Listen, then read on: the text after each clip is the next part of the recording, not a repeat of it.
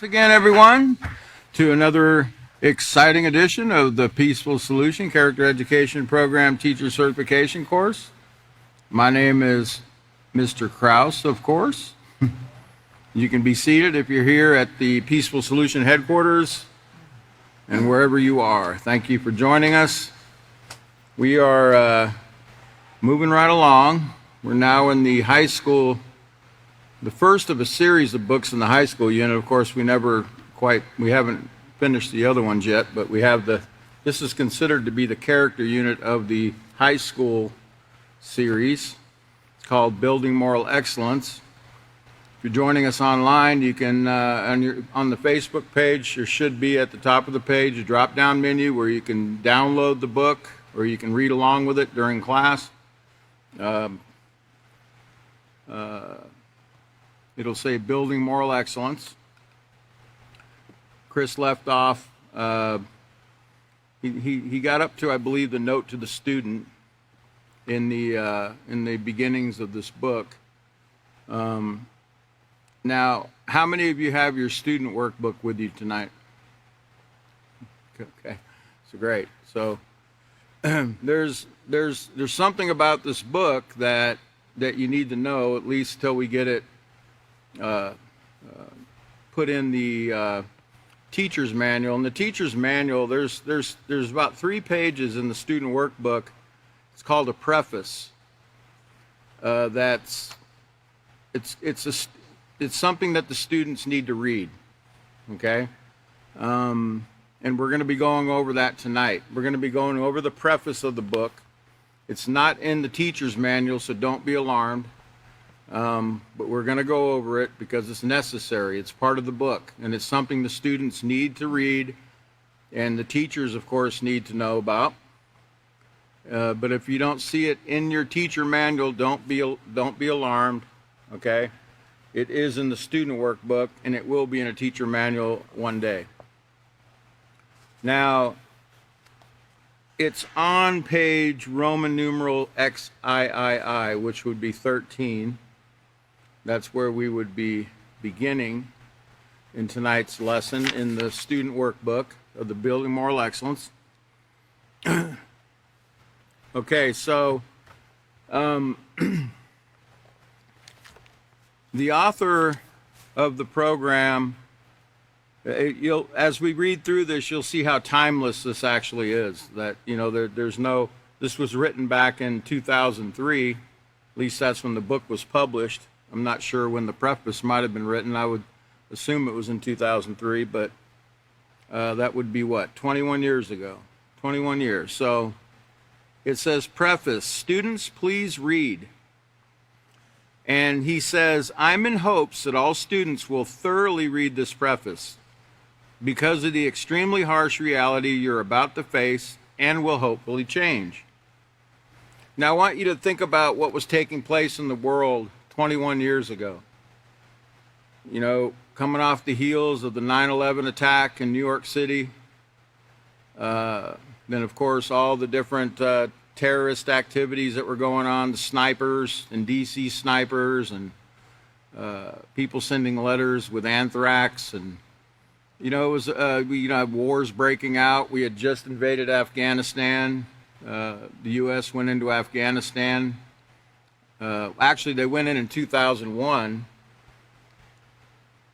And then in 2003, when this book was written, is when they invaded Iraq. I believe it was March 19th, 2003. They had went into Iraq. So there was war everywhere taking place. America was in the middle of a war on terror. And there was a lot of terrorist activity even here on the shores of America. And at that time is when he wrote this. He says, I'm in hopes that all students will thoroughly read the preface because of the extremely harsh reality you're about to face and will hopefully change. I know you're familiar with graduation speeches that motivate you to seek careers or personal achievements, such as keeping up with the Joneses.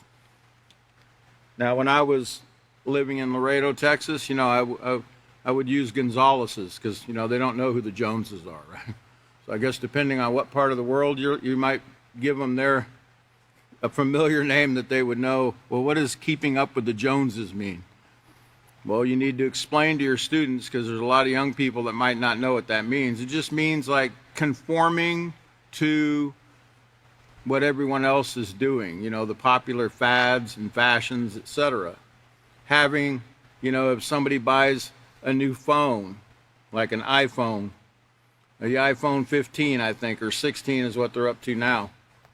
Somebody might, buy an iPhone, and somebody sees that, hey, those are pretty popular. I think I'll get one too, so I can be like everyone else. Well, that's keeping up with the Joneses. You want to be in step with the latest trends, etc. You want to have the latest things. Okay, it says, however, there's greater, more important goals to seek, and they can all be summed up in one word: peace. Throughout the nearly 70 years of my life, now this was, of course, back in 2003, I have personally witnessed many wars and revolutions. Many of my childhood friends and longtime business acquaintances have fallen into the trap of gathering wealth. In other words, money, chasing the mighty dollar bill. The prevailing sentiment seems to be, let circumstances be what they may, let world leaders make the decisions, just let me enjoy my comfort zone, which is the goal I set for myself upon graduation. And that's what he's basically saying, is most people that they don't want to be involved in world affairs, even in community affairs, in their immediate surroundings. They just want to be left alone. They want to play their video games. They want to watch their television. They want to go to work every day, come home, play with the kids, etc. They don't want to be bothered by the world. They don't want to get involved. But he was trying to tell us back then that we're going to get involved whether we want to or not. If you don't come to democracy, democracy will come to you. Basically, in a nutshell. It says, in my lifetime, he says, I have seen those comfort zones disappear by the force of others. I have seen and read about the many wars and revolutions that have disrupted the lives of millions of people who had plenty of wealth, and their only joy was found in entertainment. Entertainment, that's big, entertainment. You think about entertainment, what do you think about? You think about Hollywood, you think about the music industry, you think about video game industry, and these are, they're raking in a lot of money, and who in the world doesn't know about Hollywood movies? Those movies are played all over the world. What about music? Music is universal. What country in the world hasn't heard American music?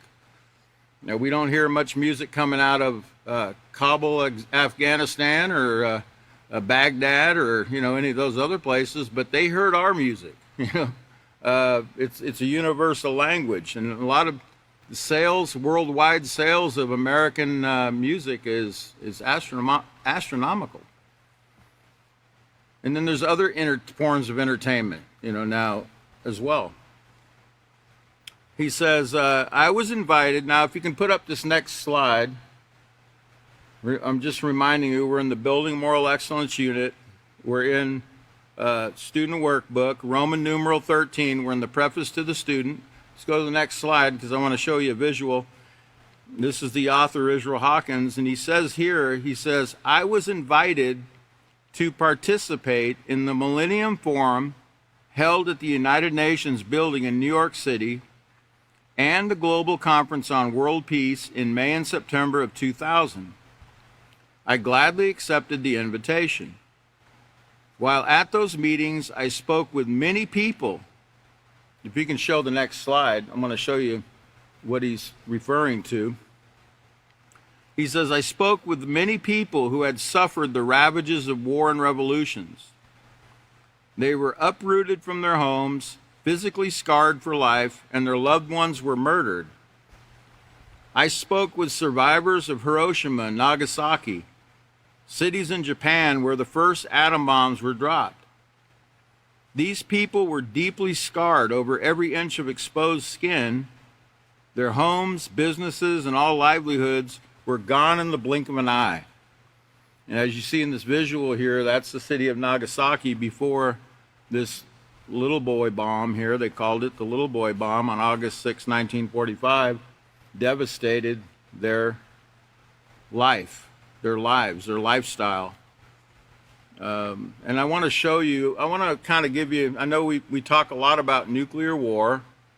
No, we're not fear-mongering. No, we're not warmongering.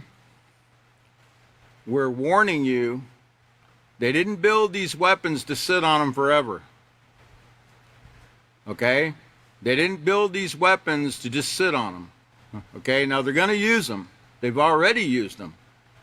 In fact, it's fallacy to say that, well, they don't even exist. I know there's theories out there that there's no such thing as a nuclear bomb. It's all made up. It's just scare tactics, to keep everyone controlled, right, etc. No, they're real.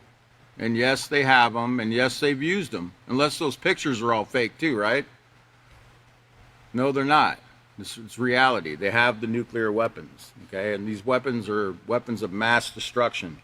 Let me show you the next video, or the next slide. This is from Express News. I think it's a United Kingdom paper. It says, Hiroshima bombing. Eyewitness describes stepping over dead bodies in chilling account. Has a first-hand account of this woman who was 90 years old at the time of this article. She was just 13 when the bombs hit, it says. In a 2017 interview with the National Post, Miss Thurrow said, I saw the bluish white flash all over the window. She was only 13 when the bomb dropped in Hiroshima. The next thing I sensed was just flying up in the air. I was just floating up in the air. The powerful blast flattened all the buildings in the city, and obviously my own building was falling down, and my body was in it. When I regained consciousness in the total darkness and silence, I knew what happened. She said, I had to move my body, but I couldn't, so I knew I was faced with death. She said, finally, the Americans got us. Let's go to the next slide. She says, with her eyes glued shut as she recalled the horrific scenes, Miss Thurlow continued, everybody was almost naked. Their clothes were tattered, hair standing up, and skin and flesh were burned. Parts of their bodies were missing, and some were carrying their own eyeballs as they collapsed. As they walked, their stomachs burst open and their intestines stretched out. This was a gross situation I witnessed, and we learned how to step over the dead bodies as we managed to escape to the hillside. She said it's strange you would think people would be screaming and yelling for help, but it was so quiet, almost soundless. Nobody had that kind of physical and psychological strength to yell.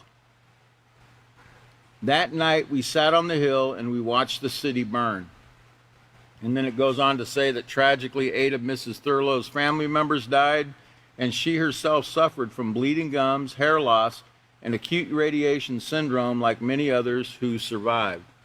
Now this is of course the first time the atomic bomb was used on a civilian population, okay, in Hiroshima, Japan in 1945 to what they call end the war with Japan. Of course, that didn't end the war. They dropped another one 3 days later on the city of Nagasaki, and then I think shortly right after that, Emperor Hirohito, or whatever his name was, surrendered to the Allied powers. Let's go to the next slide. Now, let's take that down for a minute, because I want to explain something.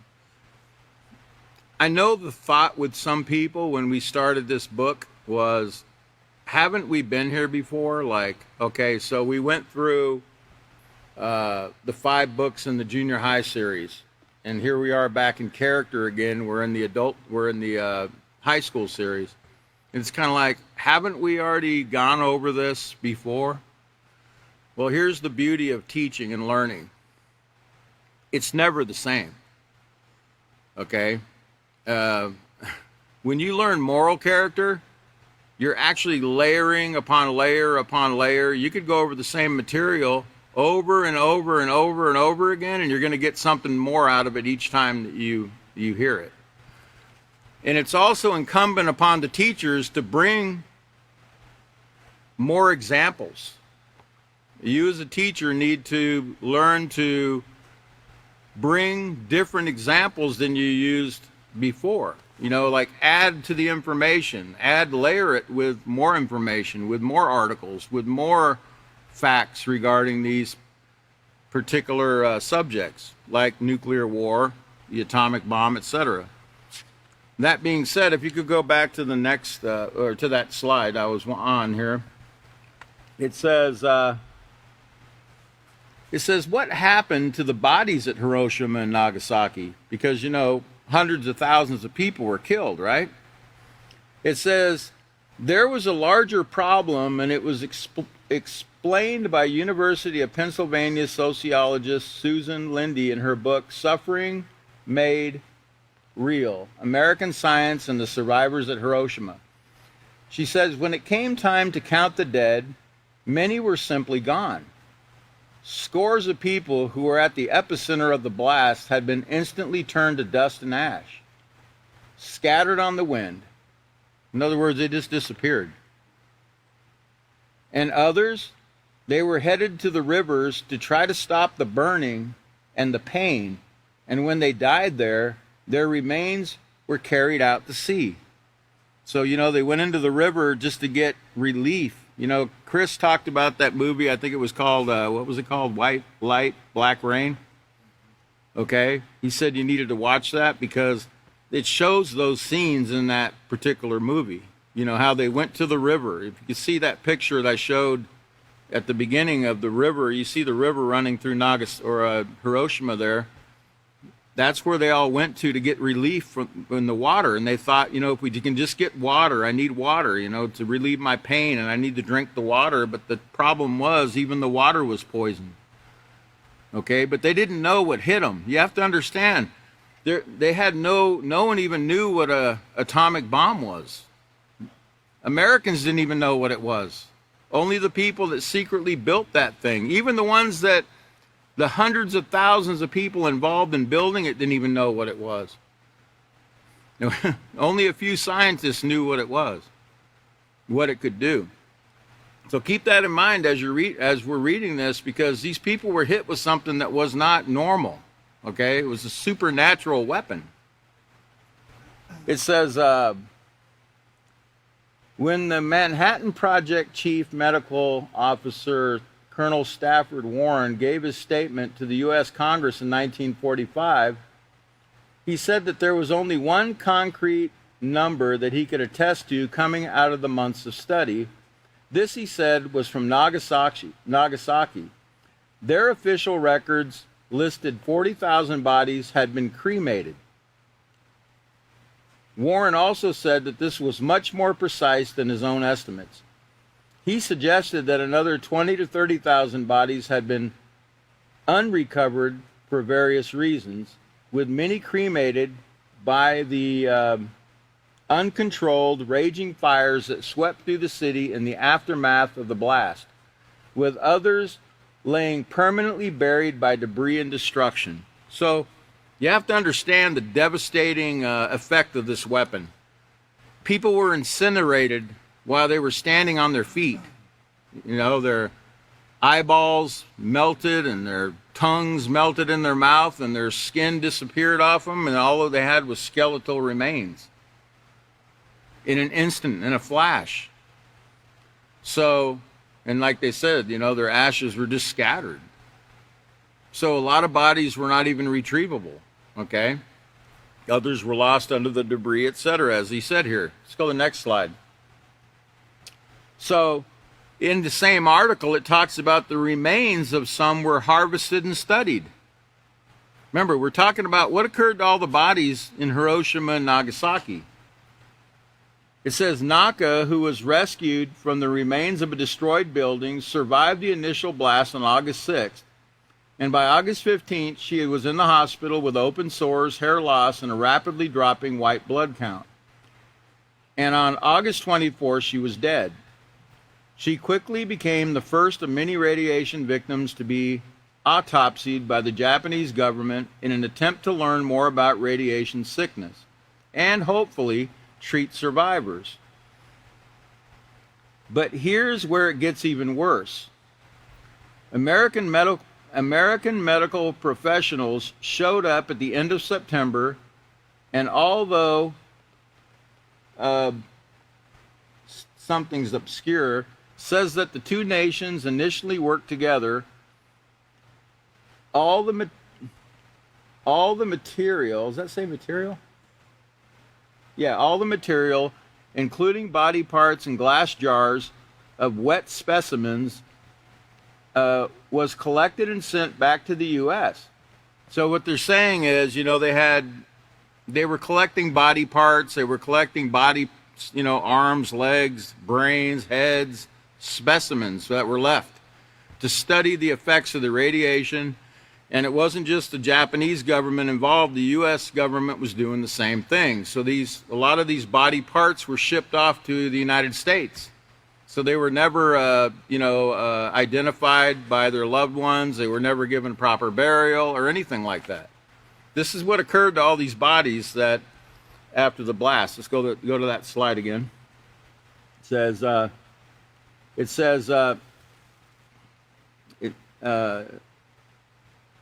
they were sent to the U.S., names were changed to case numbers, organs were sliced and studied, identities disappeared when shipments were mislabeled and shuffled, and by the early 1950s, no one could even tell if the specimens had come from the same person.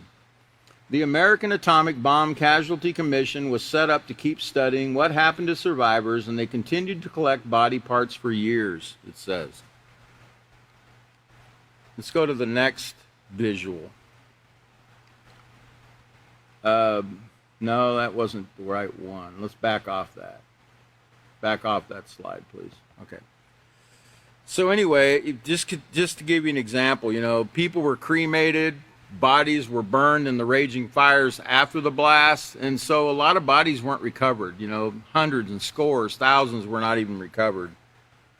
Just to give you kind of an idea, what occurs when that was an atomic bomb, okay? That was atomic. That was a horrific weapon, but what they have now, can do hundreds, thousands of times worse damage than what occurred in that city. So you can imagine the horror that awaits those that have to go through something like this. And when I say have to go through something like this, unless everybody's taught the peaceful solution pretty quickly, it looks like they're itching to use them. So now it says, let's go back to the reading of the preface of the student's workbook here in the Building Moral Excellence. So he said Israel Hawkins spoke to these survivors of Hiroshima and Nagasaki, cities in Japan where the first bombs were dropped, and he learned all about their suffering. At the bottom paragraph, it says, look at the history of the nations, and you will see what may well be our future. We should not think that nuclear war could never come near us. In fact, if hatred for the United States continues to grow among the nations, a nuclear attack against the U.S. is highly likely. Now, what did he just say? Is he fear-mongering? Is that fear-mongering? Or is that giving you a warning? What did you learn in the last book about responsibility? Be prepared. Be prepared, right? So if you think it's fear-mongering and you just ignore that warning, okay, and you think, oh, I'll be okay, I'll be protected, even though I don't have a gas mask, even I don't have a food supply, even I don't have a water supply, I'm going to somehow be protected, you're fooling yourself. You're fooling yourself, and you're fooling the ones that love you, that are counting on you to protect them. You're fooling them and yourself, okay? So go back and read that responsibility unit, that last chapter about preparation, how it's the key to surviving these things that are coming on this earth. And by the way, I'll show you that the hatred for the U.S., you think the love for the United States has grown since 2003, or the hatred has grown? Which one would you think? Well, let's find out as we go along here. We're going to find out. Let's go to the next page, Roman numeral 14, because he gives us some other issues to think about. Remember, this is a note to the student that he said, students, please read. Please read this. He says, other issues to think about. Can you put up the next slide? Today's headlines show what we are now facing. Number one, 70 million cases of HIV. Okay, 70 million cases of HIV. The World Health Organization, this is updated material, since the beginning of the AIDS epidemic, 88.4 million people have been infected with the HIV virus and about 42.3 million have died. Now, how many people would that, how many large cities would that fill? You know, 43.3 million have died that you know about, that the World Health Organization is reporting to you, right? Globally, 39.9 million people were living with HIV at the end of 2023. An estimated 0.06% of adults aged 15 to 49 years worldwide are living with AIDS, although the burden of the epidemic continues to vary considerably between countries and regions. And it talks about how Africa, 1 in every 25 adults it says the WHO African region remains most severely affected with nearly 1 in every 25 adults, that's 3.4%, living with HIV, and accounting for more than 2/3 of the people living with HIV worldwide. Do you understand that? 1 out of 25 people on the continent of Africa are living with this. Okay? So has it gone away? Did they find a cure? No, there's no cure. And the mortality rate in 2023 alone was 630,000 people that died of HIV/AIDS. Let's go to number 2. Now let's go back to the book here. Remember, he's talking about today's headlines. That's back in 2003. The second headline said, drug strategy won't stop HIV resistance. And as we just saw, they still don't have a cure. There's nothing to stop it.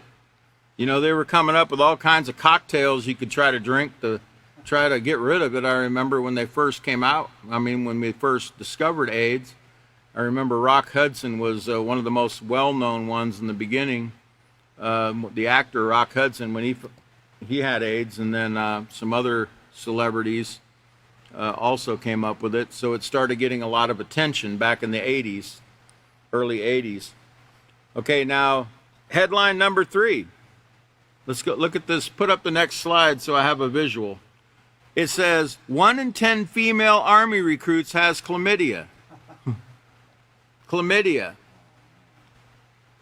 Let me give you a sobering fact right here. Do you know how many people get chlamydia a year? Last year it was 128.5 million people. Do you understand that? Worldwide, 128.5 million people worldwide, according to the World Health Organization, got it in 1 year. Wow. And guess what? As that visual shows in the right corner down there, only 3 out of 10 women would know they even have it. 7 out of 10 women don't even know they have it. It's called a silent killer. And it's male and female that get it, by the way. It's not just women. Here's some key facts. Number 1, there's no vaccines for the prevention of chlamydia infection. So since 2003, they still haven't got it out in check either, have they? Nope. They're relying on their condoms, and the condoms ain't working too well. It says chlamydia is a preventable and curable STD infection, it says. You know how it's curable? Anybody know how it would be preventable? Yeah, it's called abstinence, right? Abstinence along with the Peaceful Solution Character Education Program, right? Taught with it. It says it's caused by a bacterium, Chlamydia trachomatis, which is primarily transmitted through these forms of sex. In 2020, there was an estimated 128.5 million new chlamydia infections among adults 15 to 49 globally. Chlamydia infection is often asymptomatic, but common symptoms can include unusual urethral and private part discharge. If left untreated, chlamydia infection can lead to serious health problems, including infertility in women. It also increases the risk of HIV infection. Guess what else it gives you? If any of you ever went to any of Israel Hawkins' seminars in the Peaceful Solution, you would know it's the leading cause of heart attacks, right? Chlamydia. Chlamydia gets in their arteries, remember, and it causes scratches in the artery and causes arteries to clog up.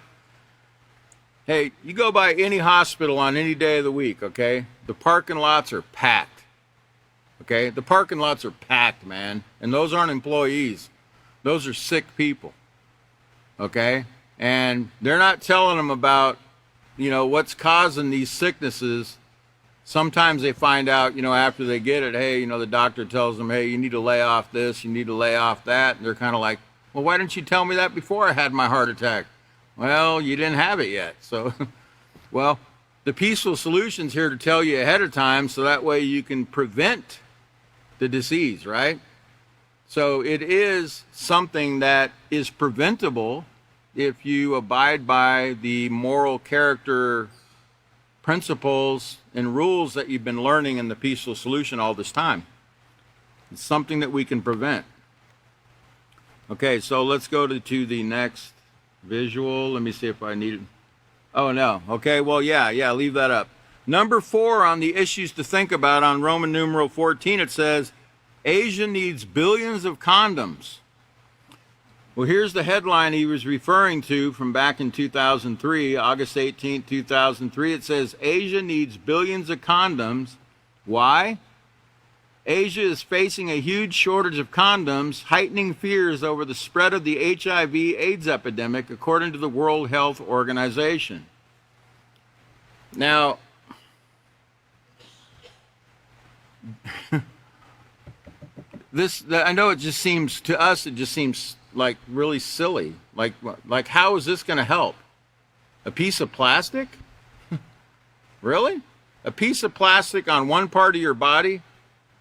That would be like if you were a soldier, right? If you were a Roman soldier and you only put, and you had people shooting arrows at you, and everything, and you only put one little square of armor, down by your midsection. Right? But all the rest of you's wide open, right? You see how silly it is? But this is what they're promoting. This is why there's now 128.5 million new that's only chlamydia. There's 125 plus STDs out there. How do I know that? Because 119 of them are forms of, what was that? No, not herpes. It was, man, I'm a little rusty on my names of my STDs.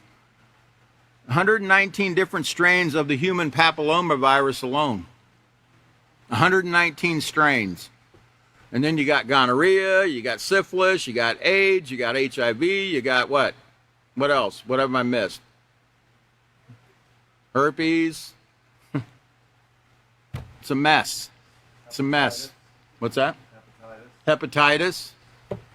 Right? Hepatitis. That's an STD too. It's horrible, folks. But hey, we're just fear-mongering here, It's all fear-mongering, right? It is till you get it, and you probably already got it. I'm not talking about you here. The ones that think we're fear-mongering probably already got it, but they don't know they have it. Remember, these are silent killers. They lay dormant in your body. Even HIV can be sitting in your body for 10 to 15 years before you even know you have it. And meanwhile, you think you're clean and you're going around spreading it to everybody else, right? Spreading the love, I guess they call it. Okay, so let's go ahead and look at the next visual. So, speaking of billions of condoms being needed in Asia back in 2003, do you know how many units they're selling? It says right here, they're forecasted to sell 48 billion units or condoms this year. 48 billion condoms. How many people are on the planet? 8 billion, so that's about 5 condoms for every human being on the planet, right? Wow, I guess if you're a condom maker, man, you're doing great. And I guess if you're a condom pusher like Planned Parenthood, you're really doing great too, right? But see, that's what we call our nemesis, because, we're trying to show them, see, we have a reason to try to keep young people. What we're trying to do is keep young people from making these bad choices that will lead them to the STDs, the abortions, the prisons, and all the other bad consequences that come from immoral conduct. But these other condom makers and Planned Parenthood and these organizations that boast about how many children they've been aborting every year, that actually boast about it. I showed here in this class a few years ago, I showed how the female director of Planned Parenthood was actually boasting that they had murdered more babies that year than any other year. And I thought, when I heard it, I was like, wow, I thought women had that maternal instinct to protect children, how is this that she's boasting about how many children they're actually killing? I mean, we would be boasting about how many lives we've saved, not how many lives we're eliminating. I mean, I think our morals have become inverted in the world. When you're boasting about how many, like some of these agencies. I remember an agency in Laredo, Texas. I won't name the name of it, but they were boasting about how many more drug addicts attended their clinics than they did the year before. They were boasting about how many more they had, and I'm thinking, you know what? Wouldn't it be more successful if you had less? You know what I'm saying? Wouldn't success be less people coming? No, that's not the way they think. They think that the more people that get sick, the more babies they can kill, the more successful they'll be. You see what a job we have ahead of us? But you know what? You could actually flip the switch on that person's mind in a split second with the peaceful solution. You could actually take this information to any of those people that I'm talking about that work at any of those agencies and explain the peaceful solution, and just one seed that you plant in their mind could actually make them do a 180 immediately. Because you know what? They'll go, I never even thought about that. That makes a lot of sense. Man, no one ever told me that. You know how I know that? Because it occurred to me. And it occurred to you, right? So why can't it occur to them? Now, some people, they'll understand what you're saying, but they'll think, yeah, but, yeah, I know you're right, but, I'm making a lot of money doing this, right? There's a lot of people that know the peaceful solution is true. They know it's right. But they think it's more lucrative to go to war, to kill babies, sell condoms, etc. All right, so what else are we facing? Number 5. Let's put up the next visual. Now remember, I'm reading a headline here in the book. from 2003. It says, wars and rumors of wars. North Korea threatens to destroy the earth. Now, look at your screen. It says, this is from yesterday. Same country, North Korea, vows total destruction of enemy on North Korea war anniversary. So they're still spouting this out. It says, this is from July 28th, that's today, from the Reuters. North Korea vowed to totally destroy its enemies in case of war when leader Kim Jong-un gives an order, state media reported. Senior military officials, including Army Colonel Ri Eun-yong and Navy Lieutenant Commander Yu Yong-song, made the comments out of surging hatred toward the U.S. and South Korea at a meeting on Saturday attended by Kim to celebrate the 71st Korean War Armistice anniversary, according to KCNA, or that's the news agency there. So is his love for America surging? Since 2003, is the love for America growing? Or is the hatred surging? What did you just read? He says the hatred is surging for America. So apparently, that love fest between him and Donald Trump didn't work too well either, right? President Trump, didn't they meet together and have a buddy meeting there, and everything looked pretty swell, you know, photo ops and everything. And then, and kudos to President Trump for even trying to make peace with the man, you know, for trying to at least, you know, be friendly with him. And so I'm not taking that from him. I'm glad he did that. I'm glad he reached out to him. But you know what? It'd been better if he'd have brought a peaceful solution book with him, you know. And because, you know, ask any Miss America pageant, Miss America, you know, when they run for Miss America and they ask them, well, what will you do to? What are you going to do when you become Miss America? I want to bring world peace. Boy, how are you going to do that? Oh, I'm going to go around in my bikini and, you know, shake hands with people and sing songs and show them my nice grill. And, you know, and we'll have peace because everyone will think I'm pretty. No, that's not going to bring peace. Sorry. You know, what you're going to need is you're going to have to arm yourself. Now, any Miss America could arm herself with some clothing in this book and go and make some peace, right? That's how you do it.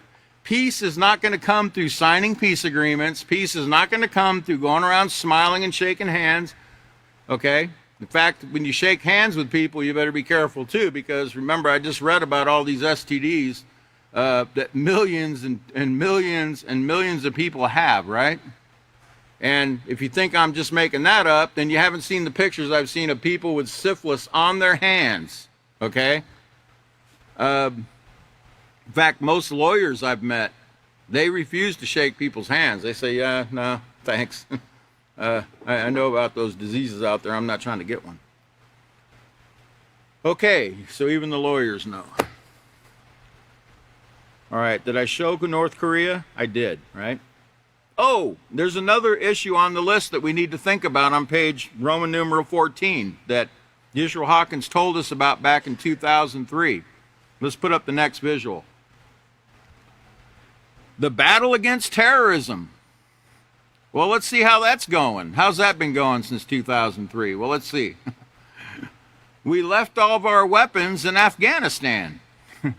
And it says, how valuable are those U.S. weapons that the Taliban just captured, right? So that went pretty well, right? We spent trillions of dollars over there in the Middle East, there in Afghanistan and Iraq, and we left them some equipment. And that's not all we left them. I'll show you here in a minute. It says, how valuable are the U.S. weapons the Taliban just captured? Remember, the Taliban is supposed to be responsible for 9/11? A report last month by the Special Inspector General for Afghanistan Reconstruction indicates that the U.S.-backed Afghanistan militias possess more than 150 aircraft. So we pretty much gave them an air force that they didn't have before, right? So now they got all these planes, and that's not all they got. Look at that Humvee down there they're driving around. Looks like a Afghanistan McDonald's they're pulling up in. And that guy in the middle's got a pretty big smile on his face, man. Why not, man? How much is that military vehicle worth? That's an American military vehicle that you paid for out of your tax dollars. Way to go. I know we don't have any say about where our tax money is spent, but this is your tax dollars at work right here. Okay? Now the Taliban is using them. It says, now get this. What else do they have? This includes 4 C-130 transport aircraft, which in 2003 were valued at $86 million each. So there's another $260 million that the Taliban has. Let's see, they got 23 Brazilian-made A-29 Super Tucano turboprop ground attack aircraft. They've got 45 UH-60 Black Hawk helicopters and 50 smaller MD-530 choppers. In addition, Afghan forces were given more than 30 military versions of Cessna single-engine fixed-wing aircraft. So pretty much given a little Air Force there to use now, right? Where before all they had was some camels and some horses, right? That's the war on terror. Great job, right? So, is war working? Well, it's working for some people. Some people are getting filthy rich off this thing. Let's see what else they got, by the way. This is from a couple days ago. $293 million in U.S. aid may have ended up in Taliban hands. Top U.S. agency on Afghanistan reconstruction. Whoops. Now, just how much money is that? You know, the NGOs in Afghanistan, you know, that what they're saying is they give this money to certain agencies in Afghanistan, and when they pulled out, they still had the money. And, you know, of course, you know, they were going to send it all back to America and refund us, right? No, it's missing. They said $300 million is missing in Afghanistan. Well, it's not missing. It's there, and they're spending it. Probably on some new weapons and some new, you know, some new plans they got. Who knows? But just how much money is $300 million or $293 million? In Afghanistan, there's only 37.17 million people. That means at the price of the Peaceful Solution books, we could have bought everyone in that country a book. Okay? We could have bought them all a book. At least everyone that can read could have got a book. This is what we could have done with 293 million bucks. But nope. Now the Taliban has your tax dollars. This is your tax dollars at work. But you know what? Before we went to war in Afghanistan and before the 9/11 attack, oddly enough, the night before 9/11, you can look it up yourself, on 9/10/2001, the Pentagon reported that over $2 trillion was unaccounted for. $2 trillion was unaccounted for. Did you hear what I said? $2 trillion was unaccounted for with the Pentagon. They could not find it. Just vanished. That's 12 zeros on each, you know, 12 plus 12 zeros. Oh, no, 2 plus 12 and 12 zeros after that. It just vanished, man. I don't know where it went. Oh, boy. Okay. So he says, back to the reading, almost every source we have agrees that the Western world is facing a new wave of terrorism, which will include weapons of mass destruction. So I just showed you a few of the headlines, but man, what's going on in this world right now? You know, you got war raging in Russia and Ukraine. You got the issues going with, I think, Yemen. They're still bombing Yemen, I think. Isn't Israel at war with Gaza, and also they're at war with Hezbollah, and I think they want to go to war with Iran. I think the leader of Benjamin Netanyahu just came to speak to the Congress, and after he was done giving his speech, his rallying, more like a cheerleader speech, you know, everybody hooting and hollering for war, hooting and hollering for war, hooting and hollering. about how many people have been murdered in Gaza, you know, and how many millions have been displaced, have no home now. And all these people were cheering this on, cheering this on. These are leaders, these are world leaders cheering this on. After the meeting, though, he went trooping around the Capitol there, you know, seeking some support from the senators for going to war with Iran, because that's really what they want to do next. They want to, you know, expand the war. They want to go into Iran and deal with those imams once for all. What do they call them over there? Who? Yeah. They're enemies, yes, they're enemies. You know, go look in Iran has, in history, has, I don't even think started any wars. I mean, really, they're pretty mellow people, man, from what I've seen. And they've also given us the Persians, they called them Persians at one time. Let's see, they called it Persia at one time. They called it Elam before that. They call it, modern day, it's called Iran. But if you look up some of the things that we use today here in America, some of the products that we use, they invented many of them. Okay? They're actually very intelligent people. They're great people. Okay? But for some reason, you know, they're itching to go to war with these people. They're itching to go to war with them. They want to go to war with Iran. And they have for quite some time. And you know, what's strange about that is it was America that gave Iran nuclear capability back in the 50s. They called it the Atoms for Peace program. Atoms for Peace, right? Right after they just used atoms to eliminate hundreds of thousands of people's lives, they called it the Atoms for Peace program. And I guess they thought, well, you know, if we give this to this country, you know, we share our secrets with them and these things with them, we'll all get along real well and we'll have peace. But it doesn't quite work that way, right? Okay. It says on page Roman numeral 15 here of this letter to the, or actually, no, that's not where we're at.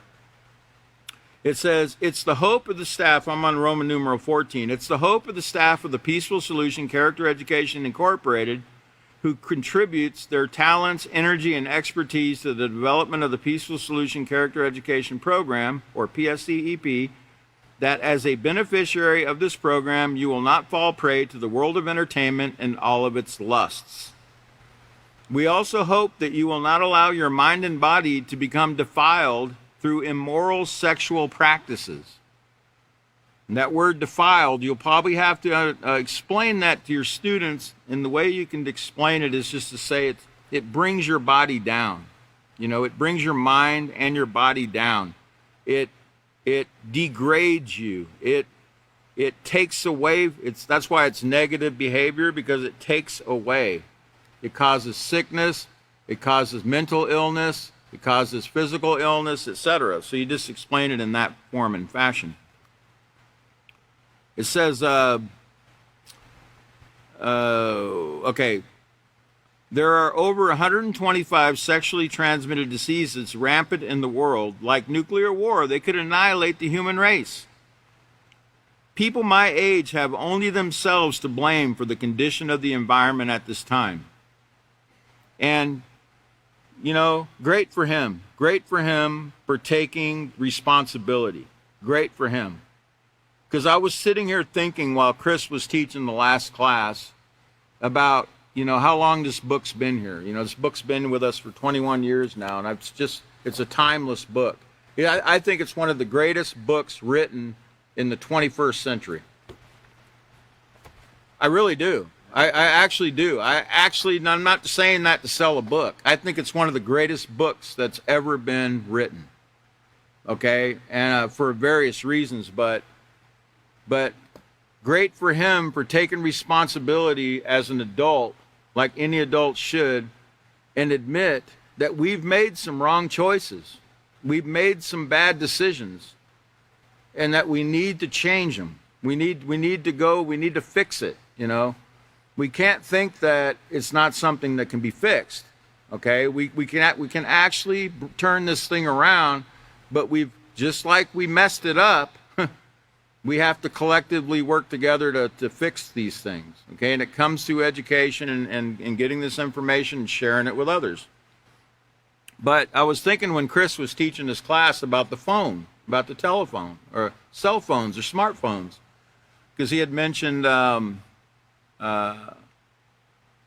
the article regarding parents are seeing the light regarding these smartphones, and they're starting to see the damage that it's doing to children, and they're taking action. They're taking action globally to stop giving them these phones. Okay, so great for these parents. I want to encourage the parents that you're on the right track. But I want those parents to know there's more to it. There's more to just taking the phone or not giving the phone in the first place, that they need to educate the children on the use of these phones and what these phones can actually be beneficial for. Okay? And, you know, it's not enough to take something from somebody. You've got to give them the education. Okay? You've got to give them the education so they can learn to use things the right way. And they won't even want to go to these stupid apps, you know. By the way, you know your brain is an app, right? So you can use it. Just kidding. Somebody sent me a message when I was sitting in class. We need to tell everybody their brain's an app so they'll start using it. We're supposed to laugh, man. I mean, come on. All right, there you go. All right. That's bad. I got to ask you to laugh. Come on, guys.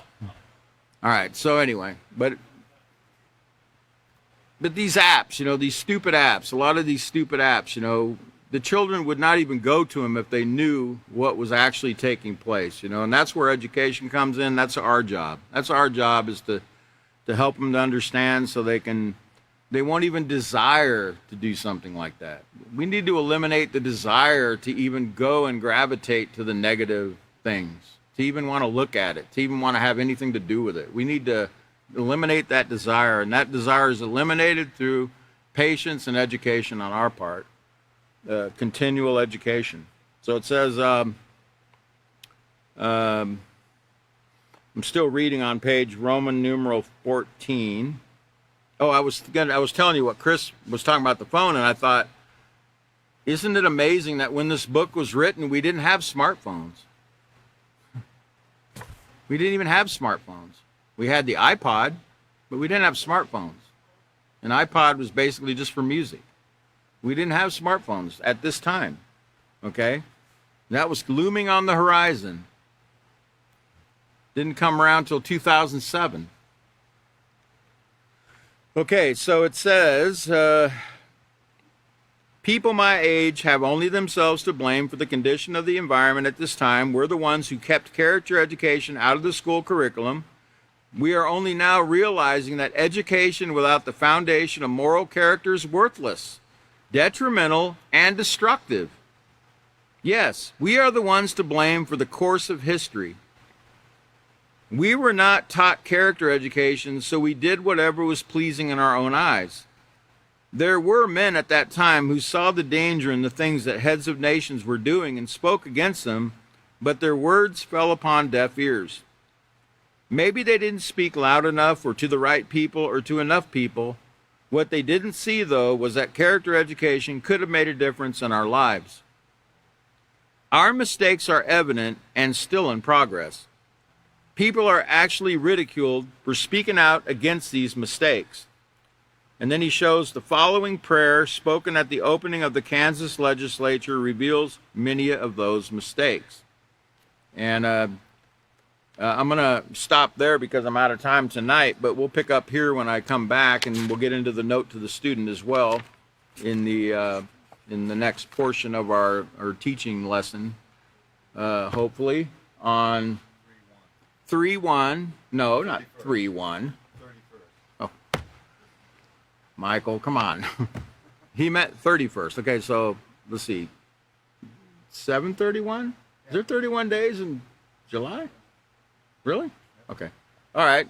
I got to depend on Michael. So 7/31/2021 2024 at 5:30 p.m. Central Standard Time this coming Wednesday will be the next class, 7:31, okay? You've been a great audience. We'll see you next time.